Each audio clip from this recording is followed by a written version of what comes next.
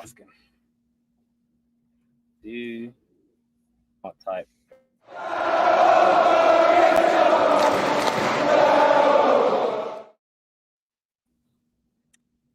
Hello, welcome to Alive, Back of the Nest, YouTube and podcast. I'm Patrick. I have with me today two very special people. We have Mike Scott. Mike, how are you? Oh, I'm feeling very special, Patrick. Thank you. Very special. Beautifully special. And we have the one and only Christopher Hamblin, aka Hello. Hambo. Hambo, how are you today? I'm all right. Yeah, not too bad. I was special once, but I've not been special for quite some time. And You're still I special. appreciate that boost. You think, well, in different ways now, isn't it? Yeah. Very There we much go. so. No, but yeah, very excited to be on YouTube. DR doesn't let me on, so thank you for letting me on, Patrick. I'll be good. Yeah, what have we done to deserve this?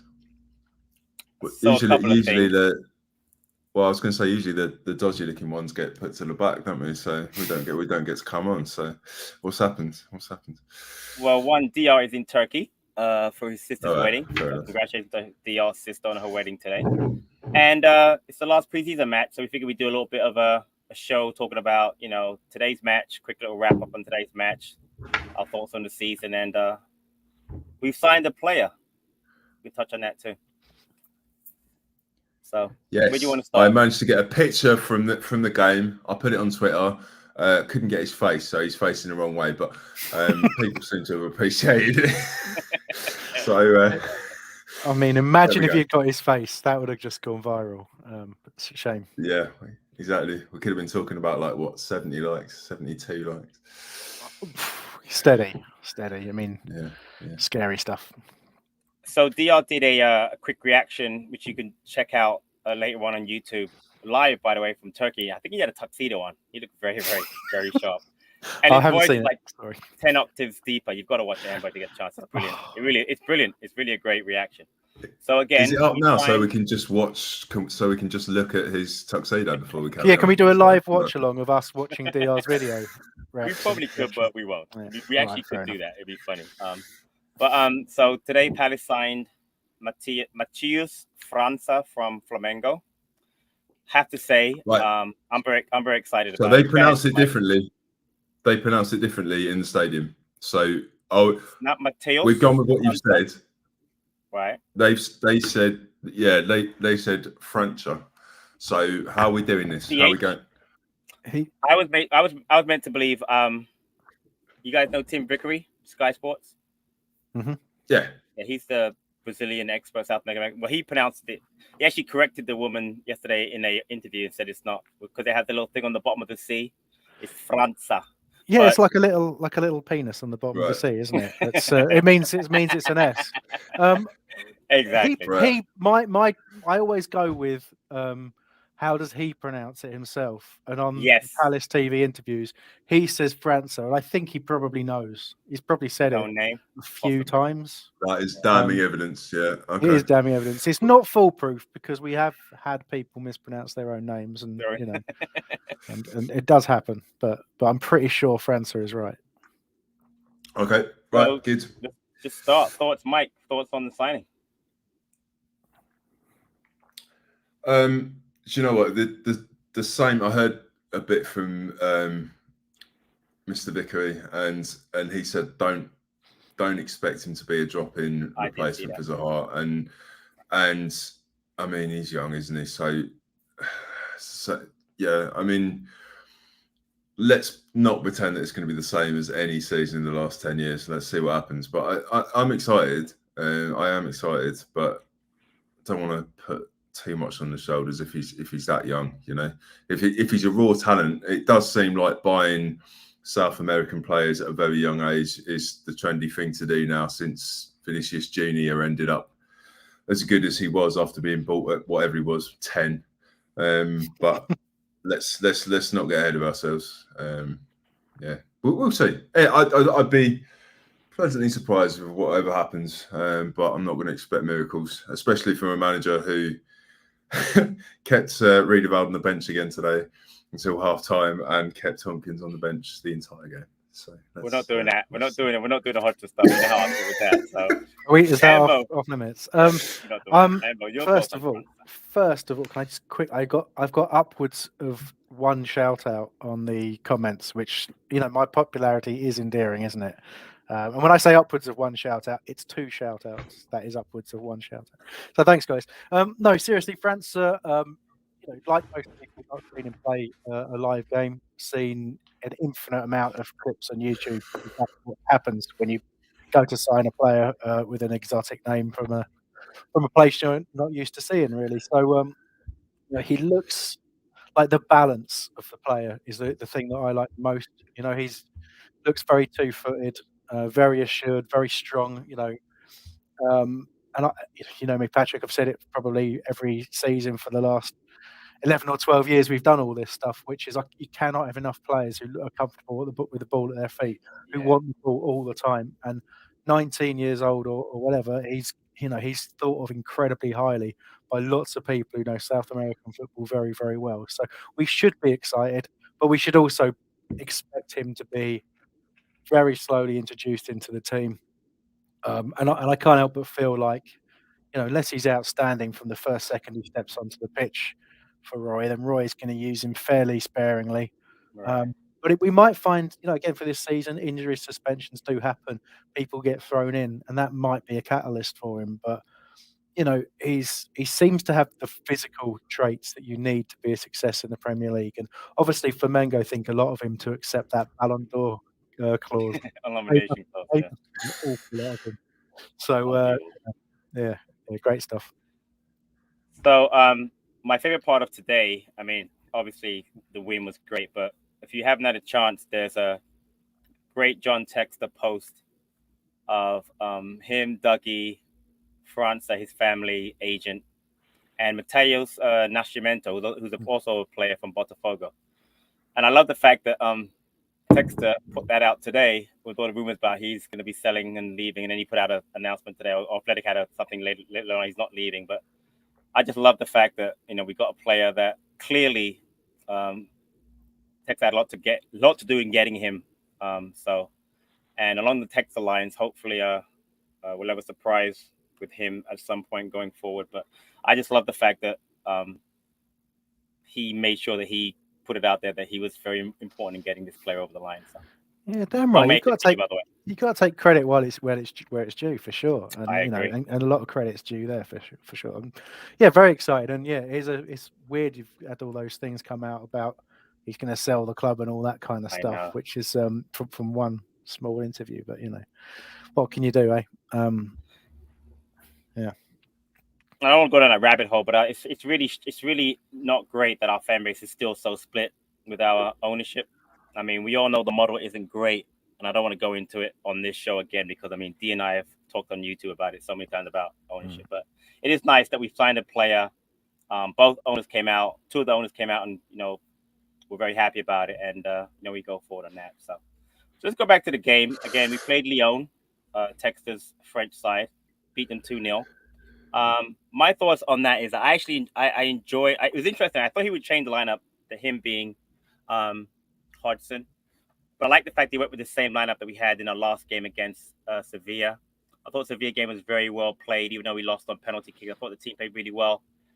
We're clearly unbalanced, though. I mean, we don't have wingers anymore, which is a shame. At least they've been injured, Wolf being gone.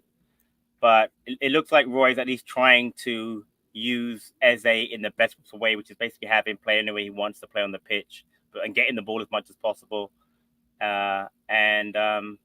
Again, the result 2-0, I think was great. So, Mike, you were there, lucky you.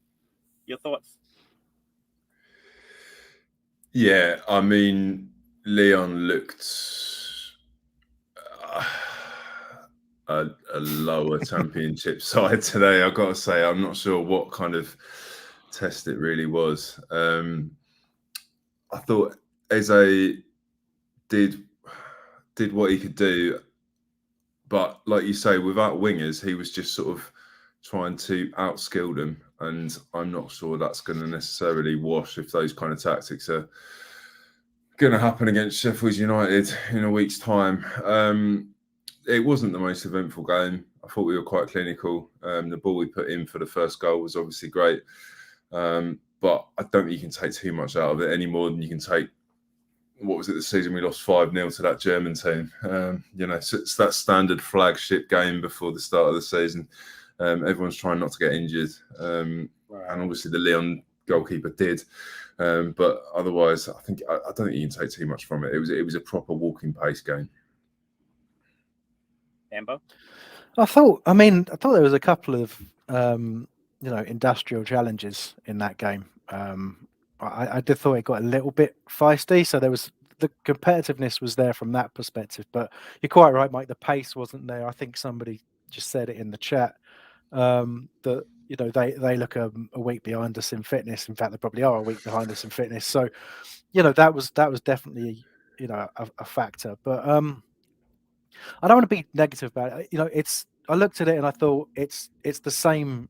It's the same as last year, which is not a surprise, right? Under Roy, it's the same principle. Right. If Eze is, Eze and Elise were the dominant forces, with Wilf last year under Roy when he came in. Two of those have gone, so the dominant force was Eze, and Ayew stepped up as well. And a couple of things on that, and first of all, I'm somebody who quite often talks about the fact that I want Ayew replaced, and that doesn't mean I don't respect the player.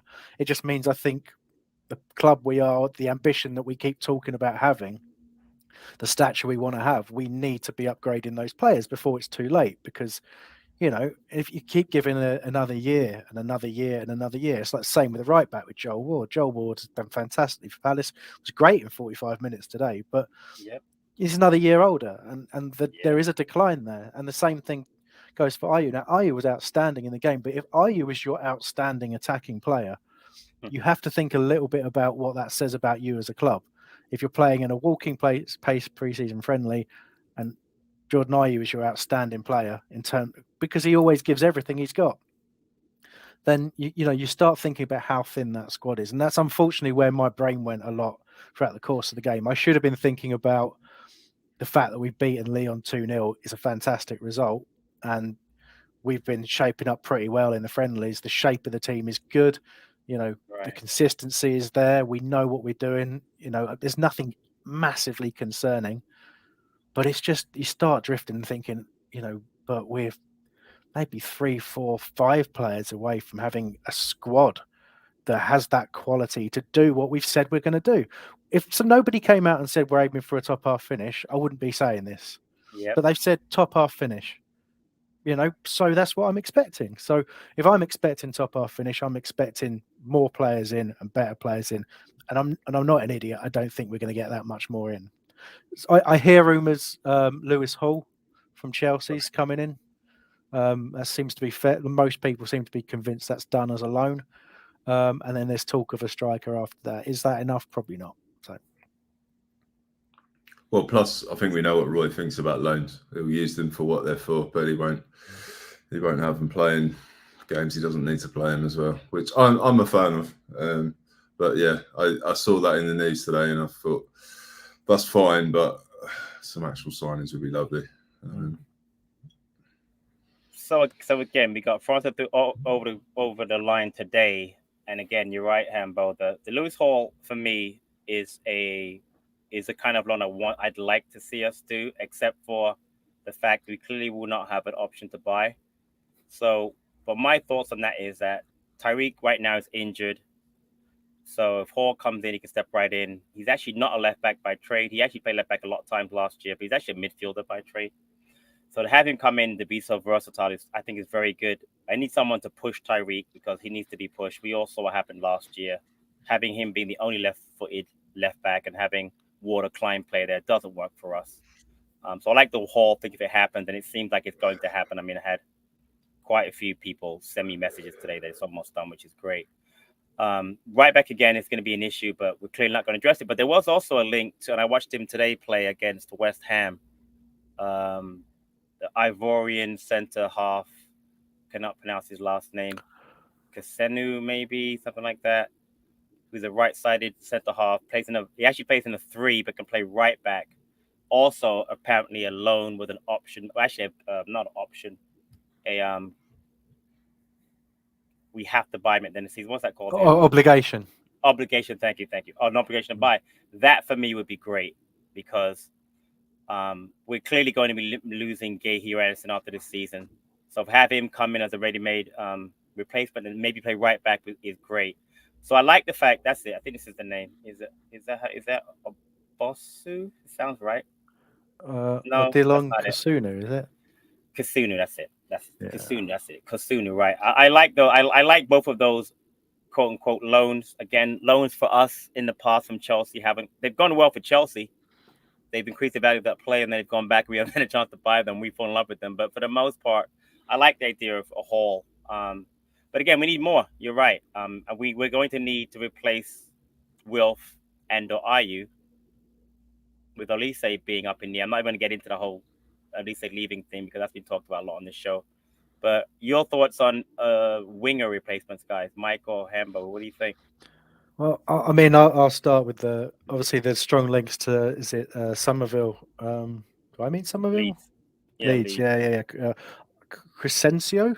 I think that's probably a better first name than mine, isn't it? Yeah, need to swap mine out for that, I think. But yeah, you know what? Good little player, tidy feet, pace. Is he as good as Wilf was for us? No. But then we can't keep thinking about that, can we? We have to move on and try something different. I thought he showed a lot of promise for Leeds last year, and if that happens, that would be a great one. I'm not sure too much else what we've been. I know people keep talking about Hudson Odoi, of course, or Odoi, however you say it, at Chelsea. It's kind of really just gone off the boil, but on massive wages there, and I think transfer fees probably pretty low, but wages is a big risk. Just to kind of assume he's going to hit the ground running at Palace, which there's not really any massive evidence that will be the case. But those are the two that I've seen that I would be kind of like, yeah, okay, I can see what we're trying to do there. But yeah, someone mentioned in the chat the striker from Benfica. I completely forgotten his name as well. I was reading about it today. Yeah, I think he got like 14 assists, 14 goals last year. Colin mentioned it. I don't know his name either, honestly. I didn't even know we had a strong link to a striker. I've only heard wide players and fullbacks. So. Yeah, I mean, whether he's a striker or not, he's certainly in that bracket anyway as a forward. So yeah, it's an interesting one. And look, let's face it. You look at what we had today up front in terms of Edouard and then Mateta. Obviously, Edouard got the goal and a poacher's goal, and you can see him getting goals like now and then. Right. And he tried hard with the build-up play, but it's just not there, is it? The sharpness, the speed of thought that you need, even in a pre-season friendly, that's just not really there with him. So, but that's all I can really think of in terms of what we've been linked and in those wide and forward positions. Mike, I actually think that Edouard had a decent pre-season. So since we don't really have any firm links to a striker, Mike, what are your thoughts on going into the season with Mateta and Edouard? So I went to the Crawley away game, and obviously, I don't even think it was Crawley's first team, but I think what I've noticed is it's going to be a massive departure from last season and the previous few seasons, and we're not going to be playing on the break. We're not going to be going for the quick breaks when we turn over possession, just because we don't have those kind of players. That might suit them more because they're likely to not need to make those darting runs, whereas Mateta's good at getting the ball exactly where he needs it in the box. I can see that happening more. I think there'll be a lot less chances created. One, because of the way the manager likes to do stuff, and two, because of the kind of players we've got. But without stuff going very quickly down the flanks, I think it might suit them. It's probably what Edouard was more used to in the Scottish Premiership. And the one advantage I would say is it's going to rely less on the speed of the break of the defenders, which has often been the problem. if you're Mateta and you're waiting for a ball in and it's come from Joel Ward, then there's a lot of chance you're not going to be anywhere near it. So I don't know. I think it's going to be something totally new, and they may absolutely take to it like a duck to water, and they may not. But I'm slightly excited. I'm just a bit worried because I don't think we've quite got that missing jigsaw piece. I don't think Eze can do it himself. And obviously, I mean, without Elise, I'm just slightly unsure how we're going to get them the service, to be honest. In which case, they're going to have another tough old season. Well, we might as well go right to that then. I mean, we talked about the match, talked about signings, potential signings. So, what are your thoughts on the upcoming season? Start with you, Hamber. How are you feeling about the season coming up? Yeah, I think Mike's kind of articulated it well. It's a worry. I mean, I'll confess entirely that I took my standard action when I'm feeling depressed about Palace in the summer, in which is I put a bet on us to get relegated and a bet on us to win the league because, why not? You can't do one without. You can't do it without. I'm just going to say they are significantly higher on one of those choices, and I'll let you figure out which one.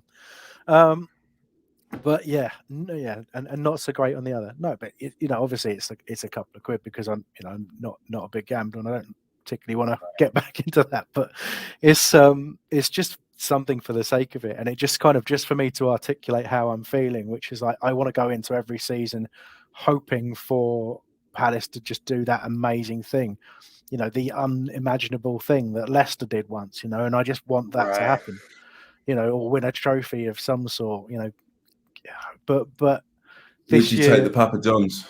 I'd take the Papa John's. Yeah, I'd enjoy it, and I would celebrate with a pizza. So, but I just feel like this year more than ever is a real test for us because I don't feel like it's. I mean, no one's pretending that we wanted to go into another season with Roy in charge because it's only a year. So what we would love, and that's not just being disrespectful to Roy, that's not what this is about. This is about us looking ourselves as a club and saying that we want a strategy in place, we want a plan in place, we want to be a sustained Premier League club, we want a vision. Our ownership have pointed at our rivals at Brighton and said, look, they're ahead of us in terms of their off-pitch and on-pitch strategy, and we want to do that. And what we keep doing is jumping backwards because we get panicky and we get worried about what's happening, or we make bad choices. So I'm now in this position where our great players that we'd brought into the team, and huge credit to everybody at the club, people are starting to take them from us, and we can't do anything about that. We know who we are. We're Palace. When you get talents like Elise, talents like Zaha, who we somehow kept for so long, talents like Eze, talents like Gay, when you get those players, it's so hard to keep them. Brighton are being picked apart at the moment, from some of their best players from last year, and it's starting to happen to us. So yeah, but we're at that point. But they keep getting players that nobody's sure who they are to begin with. Yeah, maybe France is another well, one. That's of those. it. There's no doubt we're trying that, aren't we? We're going into South America where they've had a lot of success. It's worked so far. We've got two championship players that are our two key players. Yeah, and exactly right. So we go into the championship, and now we're going up to South America. So look, we're trying to do the right things, but I just wonder if the alignment's not right. I think, I think we might see a really tough season, and I hope that by the time we get to kind of Christmas, going into the window, which we've done no business in of any note for a very long time, that we don't have to hit a panic button again. But I feel like we're 2 or 3 players away from me being confident of that. Right now, I feel like it's going to be a really tough season for us.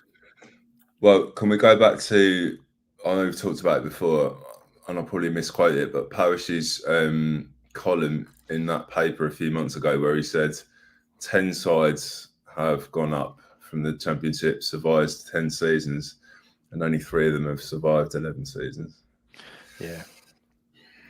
And there was somebody else put up something, might probably been talked about on the show before, but like, if you start listing the number of clubs that have, been in the Premier League from when we came back up, like it's the top 6 and about 3 others, something like that, and you're just like, okay, so, but that doesn't fill me with confidence and admiration for the job we've done, which it probably should. It fills me with fear and trepidation. Before we go any further, can we quote Palace fan here? Hambo is speaking facts. Why is he not in here more? Is that you? Is that you posting under a pseudonym? Yeah, well, look, you can see me typing away, and I keep looking at this screen here. So clearly, obviously, it's it's the only way I can boost my own confidence. Hambo is on shows a lot. But Patrick can carry on.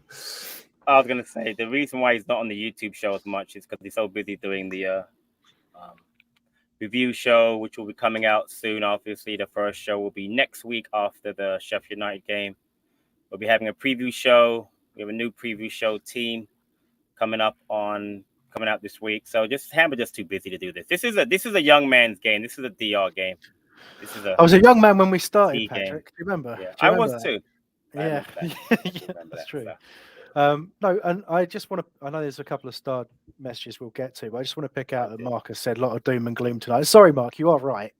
We beat Lyon 2-0. And every new season is a clean slate, right? Right. So this is just fear. We've been Palace fans too long. We're just afraid. It is the lingering fear, isn't it? There's nothing like everyone that isn't a Palace fan is like, why are you worrying? What's the problem? It's just being beaten down from a couple of decades of just worry. Like it'll be fine. Yeah, it probably will. Yeah.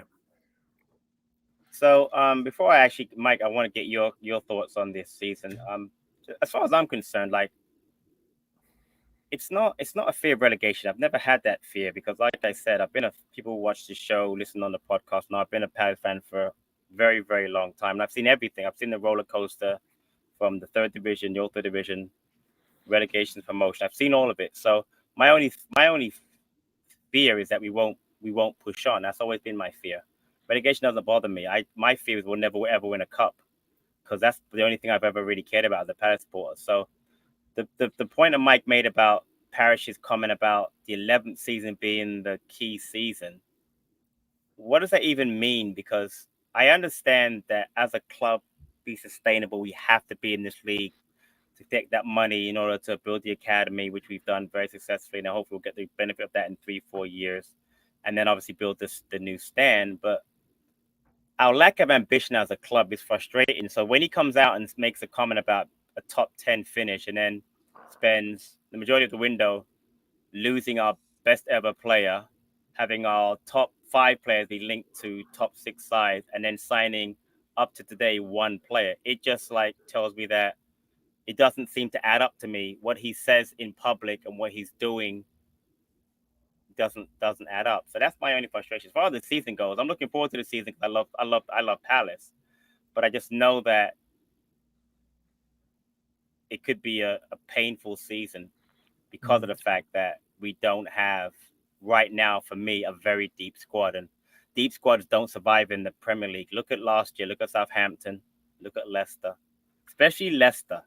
I don't care anybody says, no one had Leicester going down last season. No one did. And it could happen. So, but anyway, there's my little negativity slash. But on that, comments, we've all mentioned that tough season, and obviously Tim did ask in the chat, what does a tough season look like? And I think it's probably worth mentioning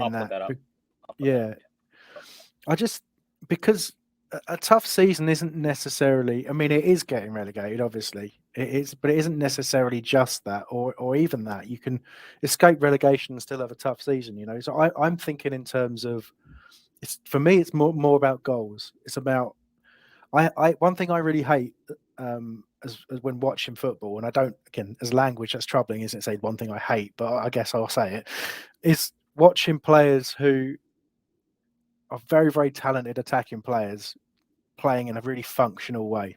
Yeah. Because, especially as a Palace fan, because our favourite moments are, historical players, the players we still talk about now that make us seem really, really old to people who don't know what players we're talking about. But, players that we absolutely love, and we the reason we hero worship Wilf, lots of us do anyway, it's because it's those putting players. us all in the same fucking age bracket, please. We're actually technically three distinct different age brackets. Yeah. Very much so. Quite. But who's the older? Anyway, but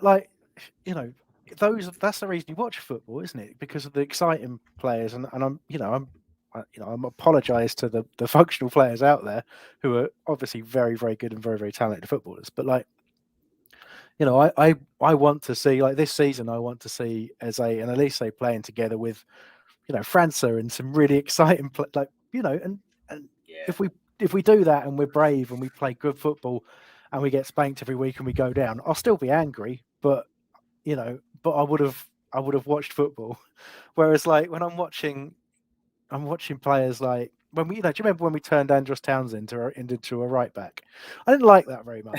left foot winger being the right back. Yeah, I remember. I didn't like that at all. Like, he just got further and further and further back, and everyone remembers that goal when he ran the whole length of the pitch to score against, was it West Brom? It was, I think. Yes, West Brom. Yeah. And the reason he had to run the whole length of the pitch because he was playing right back or left back. That distressed me. So I really hope we can. It's that kind of tough season I'm expecting, but really hope we don't get. And look, I know what you're saying about lack of ambition, Patrick, and I feel some of that too. But I also know, look, we all know that things are being done in the background to try and, if players leave, replacements are being lined up. Look at how many centre backs we keep getting linked with, right? You know why that is. Because if someone comes along and slaps 60 million quid and says, give us Mark Gay now, we're going to have to let him go, and we need someone very, very good to come in. So that's why you get linked with those players and values get talked about. If those transfers never happen, it's because the other thing never happened, right? But it still doesn't really. What we want is a load of money be spent on players, none of our favourite players to leave, and us to win the league. That's what we all want. So can we just agree with that? So that's basically the worry, right? Like, we've had some very special players recently, and maybe to the point where they haven't even quite shown their potential yet. And we were playing in a particular style that we were still a couple of players short of. So you're talking about a very quick turnover kind of team, beat them on the break. Suddenly we feel like that team maybe has been pulled apart due to losing a couple of players. And we're suddenly looking at the opportunity of having to play a kind of passing football because it'll be based around Eze. And that's scary because it's basically going from the kind of football we were feeling was a bit turgid to the stuff that we're finding really interesting under Vieira, to having to go back to that now because that's the exact kind of players we've got left. And obviously we're going to lose those players because we are fundamentally a club in the middle that's going to be a selling club. That's where the worry's from. I suppose if you look at it, we're probably not, we're not favourites to go down. We were 7-1. But the thought that we'd go back to something that we knew was stale is terrifying, and that's what worries me. It'll be fine. It'll be fine. What it basically means is I feel like this season there's going to be a lot of much more difficult to watch games than there was last season, and that maybe is what people are referring to when they say it's going to be a tough season. You pay a lot of money for a season ticket. The last thing you want to see is a gritty 1-1 draw with Luton. Can we please clip 1-1 draw with Luton, gritty 1-1 draw with Luton, and then we could just play that on its own when it happens? Well, I'll tell you right now, it better be the home match. I'm coming to that match, March 9th. It better be a gritty 1-1 draw. I'll take a point now. I'll take a point now. So first, I want to thank everybody who tuned in. I see all you guys in the chat. I just want to point out, I didn't want to put all your comments up because when I put your comments up, this is what happens. We lose Hambo. It just doesn't look right. So I do apologize for not. But again, Colin, Tim, Monty. You can swap us around if you want. I don't mind losing me. You can have Hambo's beautiful face in the top. But I appreciate everybody tuned in today. Again, D will be back next week. But prior to that, YouTube-wise, I will be doing, I believe, an opposition preview during the week, because he asked me to kind of nicely. He was very nice to me. I'll do it because I like him. And we'll be doing some kind of YouTube preview. The new Palace Preview podcast team will consist of myself, Nick Gillard, and Chris Clark. We will be doing a show, I'm going to say Wednesday, probably dropping in your favorite podcast places Thursday. I'm not even sure. And then Hambo. Nick Gillard. Sorry, can I just check? Nick Gillard, is he new? Yeah. Do we know? Has he been on before? He's been on a few times before. Almost as old as me. Young blood. Young blood. It'll be good to see what he can offer. Can we cover Dan Carew's comment at 9:21, please? We've derailed. Patrick, sorry. Which one? Whose comment? I'll read it out. Dan. I think we're 3 signings away from a fantastic window. Real negativity in this room tonight. Not really enjoying this. Well, tune into the match review show because you're going to hear a lot more. No, I'm messing about. It's a fair point. I apologise wholeheartedly for my part in that, Dan. And I agree with you. We make 3 really strong signings. You'll see a big happy smile on my face. Well, you might if you're lucky. Unless there's a quote in front of your face. Just top of your head. Exactly. If you put your comment up, it won't be there. But sorry, Patrick. You were about to talk about the match review podcast. Yes. So what is it? What is it called again? Is it still called the match review? We call it the match report. Yeah. Report. Match report. So your host will be Chris. Hi. Or Mike. And the third person is going to be Cara. That one. Is Cara the third person? Oh yeah, I think so. Yeah. Right, yeah. Very strong team. Very strong team. So that should be coming out Monday, following the review of the game, probably Sunday. So keep an eye out for all of our content, our socials you got here. You've got Facebook, TikTok. I'm not on this anymore. What's this called? Is it called X now? Did they change the name? That idiot. Did he change the name? Wait. I'm not on it anymore. Is it called X now? I'm being serious. Yeah. What if he sponsors us? Oh yeah. Elon. And Instagram, he won't. He most certainly will not sponsor us, but you never know. Okay. So again, from myself, Mike Scott, Christopher Hambling, everybody, thank you for tuning in. Hope you have a good season. 3 more signings, we hope. And until the next time, up the Palace.